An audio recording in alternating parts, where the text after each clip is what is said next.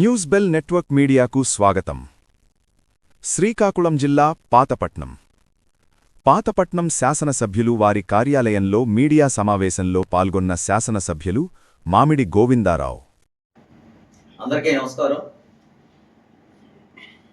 ఆంధ్రప్రదేశ్లో కూటమి ప్రభుత్వం హయాంలో ప్రగతి రసక్రాలపై ఈ ప్రభుత్వం నడుస్తుంది. గత ప్రభుత్వం 5 సంవత్సరాల పరిపాలనలో 20 సంవత్సరాల అభివృద్ధిలో వెనక్కిపోవడమే కాక పరిశ్రమలన్నీ వెనక్కిపోవడం అనేది జరిగింది. మొన్న జరిగిన స్టీల్ ప్లాంట్ అనకాపల్లిలో నక్కపల్లి వద్దన శంకుస్థాపన కార్యక్రమం జరగడం జరిగింది. గౌరవ సీఎం గారు, డిప్యూటీ సీఎం గారు, మన మంత్రి నారా లోకేష్ గారు, అదే కాకుండా కేంద్ర మంత్రి వర్యులు కూడాను దీనిలో పాల్గొని శంకుస్థాపన కార్యక్రమం జరగడం జరిగింది. దీని మీద మన గౌరవ ప్రధానమంత్రి కూడా ట్విట్టర్లో కూడా పే చేయడం అనేది జరిగింది. ఇది శుభసూచకం, ఆంధ్రప్రదేశ్ అభివృద్ధికి నాంది అని చెప్పి. అయితే మెయిన్గా ఈ స్టీల్ ప్లాంట్ వల్ల మన ఉత్తరాంధ్రకు యువతకు ఉపాధి అవకాశాలు మాత్రం ఎక్కువగా కలుగుతున్నాయి. ఎందుకంటే మన ఉత్తరాంధ్ర ఆత్మగౌరవం ఎప్పుడుందో మన ఉత్తరాంధ్ర వెనుకబడితనాన్ని విశాఖని ఆర్థిక రాజధానిగా తీర్చిదిద్దాలని ప్రయత్నం చేసిన మన నారా లోకేష్ గారికి ఉత్తరాంధ్ర ప్రజల తరఫున హృదయపూర్వకంగా ధన్యవాదాలు తెలియజేస్తున్నాం. ఆయన ఏదైతే పాదయాత్రలో భాగంగా సూపర్ 6లో భాగంగా 20 లక్షల ఉద్యోగ కల్పన చేస్తాను, ఉత్తరాంధ్రాన్ని ఆర్థిక రాజధాని వైజాగ్ చేస్తూ ఉత్తరాంధ్రాన్ని అభివృద్ధి బాటలో నడిపిస్తానని చెప్పి ఆయన హామీ ఇవ్వడమే భాగంగా ఒక జూమ్ కాల్లో ఆర్సీఎల్ మెటల్ గారితో మాట్లాడి ఈరోజు సుమారుగా 1,35,000 కోట్లతో పెట్టుబడులతో ఈరోజు ఇక్కడ అనకాపల్లి వద్దన మన స్టీల్ ప్లాంట్ ఏర్పాటు చేయడం అనేది జరుగుతుంది.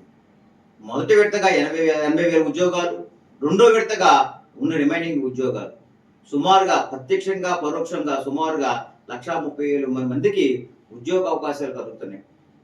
అంటే దీని తాలూకు ప్రభావం ఒకసారి చూడండి. దీని తాలూకు సామర్థ్యం ఏదైతే 2 బ్లాస్ట్ ఫర్నేసర్లు ఉన్నాయో, ఫస్ట్ బ్లాస్ట్ ఫర్నేసర్ స్టార్ట్ అయినప్పటికే సుమారుగా 7.5 మిలియన్ టన్నుల ఉక్కును ఉత్పత్తి చేస్తుంది.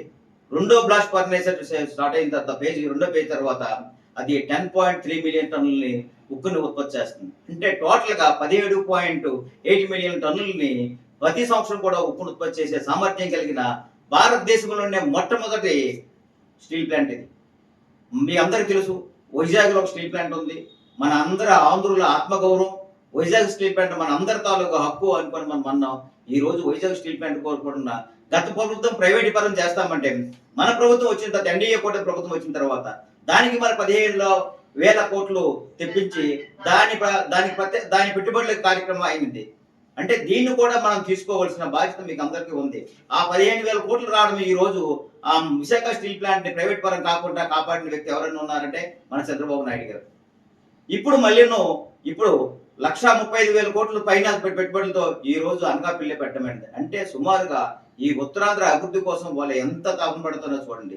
దీనికి ప్యారలల్ గా సుమారుగా 5,000 ఎకరాల్లో ఏదైతే అనకాపల్లిలో మనం పెడుతున్న మెట్లగార్తల ప్లాంట్ ప్యారలల్ గా ఏదైతే మెయిన్ పోర్టు కూడా పెట్టడం జరిగింది. సుమారుగా 3,000 కోట్లతో ఆ పోర్టును కూడా శంకుస్థాపన చేస్తూ అది కూడా దానికి అనుసంధానంగా జరిగింది. దీనిలో కూడా సుమారుగా 6,000 ఉద్యోగాలు మళ్ళీ ఈ పోర్టులో కూడా వస్తున్నాయి. అంటే దీనికి అనుసంధానంగా వచ్చిన కంపెనీల విషయంలో కానీ ఏ విషయం తీసుకున్నా సరే ఈ ఆంధ్రప్రదేశ్ ముందుకు దూసుకుపోతుంది. గతంలో వచ్చిన ఇండస్ట్రీస్ అన్నీ సైకో జగన్మోహన్ రెడ్డి పరిపాలన వల్ల అవన్నీ వెనక్కి వెళ్ళిపోయి ఇప్పుడు అభివృద్ధి బాటలో మనం నడుస్తున్నాం.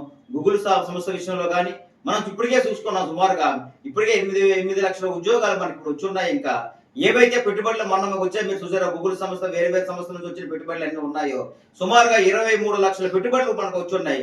ఈ 23 లక్షల పెట్టుబడులు కూడా కార్యరూపం దాలుస్తున్నాయి. అతి తక్కువ టైంలో 28 లక్షల ఉద్యోగాలు రూపకల్పన చేస్తున్నాం. మనమైతే ఏదైతే 5 సంవత్సరాల్లో 20 లక్షల ఉద్యోగాలు ఇస్తామని మాటిచ్చామో కానీ ఈ 2 సంవత్సరాల్లోనే 28 లక్షల ఉద్యోగాలని యువతకి మనకిస్తుంది. అందుకే యువత తరఫున ఈ ఉత్తరాంధ్ర ప్రజల తరఫున మెయిన్ యువత తరఫున కూడా శ్రీ చంద్రబాబు నాయుడు గారికి, డిప్యూటీ సీఎం గారికి, పవన్ కళ్యాణ్ గారికి, మన అందరి యువ నాయకులు, మనందరి ఆరాధ్య దైవం, భావి తరాలకు మన నాయకుడైనటువంటి శ్రీ నారా లోకేష్ గారికి హృదయపూర్వకంగా ధన్యవాదాలు తెలియజేసుకుంటున్నాను.